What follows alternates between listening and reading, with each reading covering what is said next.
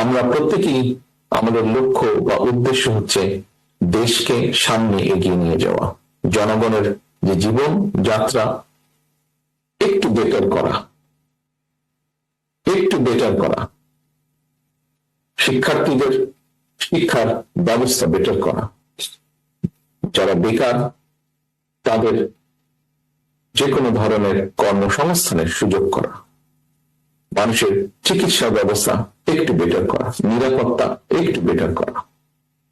আমরা বিভিন্ন জন বিভিন্ন বক্তব্য বলেছি, বাট আমাদের লক্ষ্য এবং উদ্দেশ্য একটাই। এখানে অনেক বক্তা অনেকগুলো কথা বলেছেন, তাদের কতগুলো কথা থেকে বেরিয়ে এসে অতীতে বিএনপি যখনই সুযোগ পেয়েছে জনগণের সমর্থন নিয়ে দেশ পরিচালনা, বিএনপি প্রতিবার চেষ্টা করেছে যতটুকু সম্ভব এই কাজগুলো করার জন্য, মানুষের জন্য, দেশের জন্য, সমাজের কম বেশি প্রতিটা শ্রেণীর মানুষের জন্য। আপনারা আজকে যেই সেক্টর গুলোতে কাজ করছেন, আমরা একভাবে মানে এক বাক্যে যদি বলি টেক্সটাইল সেক্টরে, টেক্সটাইলের বিভিন্ন ক্যাটাগরিজ আছে। এই সেক্টরের সামগ্রিকভাবে যদি আমরা দেখি, এই সেক্টরের উন্নয়নের জন্য অধিকাংশ কাজ বিএনপি সরকারই করেছে। সেটি হয় শহীদ জিয়ার সরকার, তা না হলে দেশনেত্রী খালেদা জিয়ার সরকার। কাজেই তারা দেশের উন্নয়নের জন্য, দেশের মানুষের জন্য যে কাজ করেছেন, ভবিষ্যতে ইনশাল্লাহ বিএনপি সরকার গঠন করলে ভালো সবগুলো কাজের কন্টিনিউশন আমরা রাখবো ইনশাল্লাহ।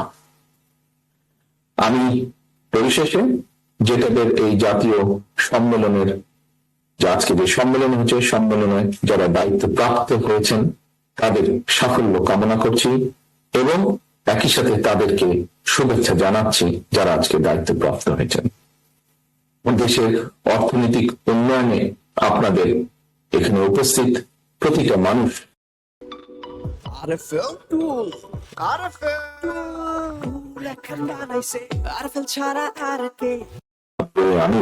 আপনারা সকলে বই আনতে আপনারা অবদান রাখুন, এই প্রত্যাশা রেখে আবারও আপনাদের সকলকে ধন্যবাদ জানিয়ে যেটা বেশ সাফল্য কামনা করে আমার বক্তব্য শেষ করছি। আল্লাহ হাফেজ। বাংলাদেশ জিন্দাবাদ, বাংলাদেশ জাতীয়তাবাদী দল জিন্দাবাদ।